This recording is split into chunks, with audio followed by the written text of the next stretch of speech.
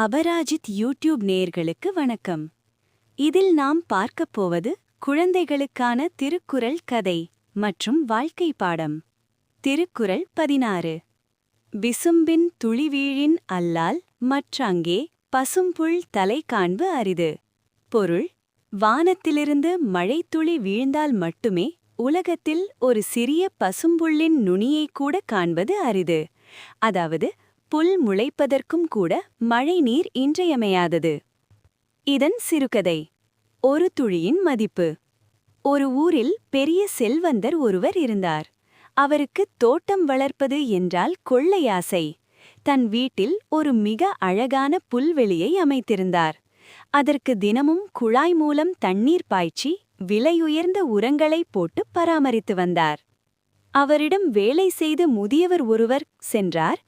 ஐயா, நீங்கள் எவ்வளவுதான் தண்ணீர் ஊற்றினாலும் மழை பெய்து ஒரு துளி நிலத்தில் பட்டால் வரும் அந்த பச்சையமே தனி அழகு என்று அடிக்கடி கூறுவார்.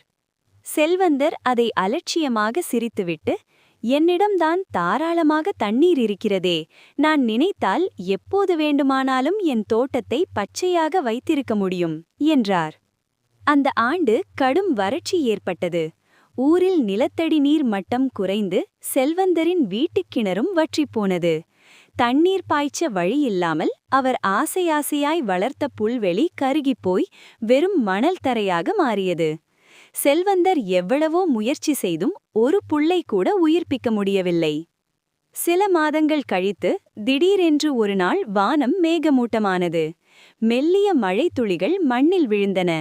அடுத்த சில நாட்களில் கருகிப்போயிருந்த அதே இடத்தில் தானாகவே சிறிய பச்சை மொட்டுகள் தலைதூக்கின. முதியவர் சொன்னார், பார்த்தீர்களா ஐயா, கோடிக்கணக்கான பணம் இருந்தாலும் செயற்கையாக நம்மால் ஒரு புல்லை கூட உருவாக்க முடியவில்லை. ஆனால் அந்த வானம் கொடுத்த ஒரு துளி கருகிய மண்ணிலும் உயிரை கொண்டு வந்துவிட்டது. செல்வந்தர் தன் தவறை உணர்ந்தார். இயற்கையின் பேராற்றலையும் மழையின்றி ஓர் உயிரும் சிறு புல்லும் கூட வாழ முடியாது என்ற உண்மையை அன்றே ஏற்றுக்கொண்டார். இதுபோல் மற்றொரு திருக்குறள் கதைகளுடன் மீண்டும் இந்த சேனல் வழியாக நாம் சந்திப்போம்.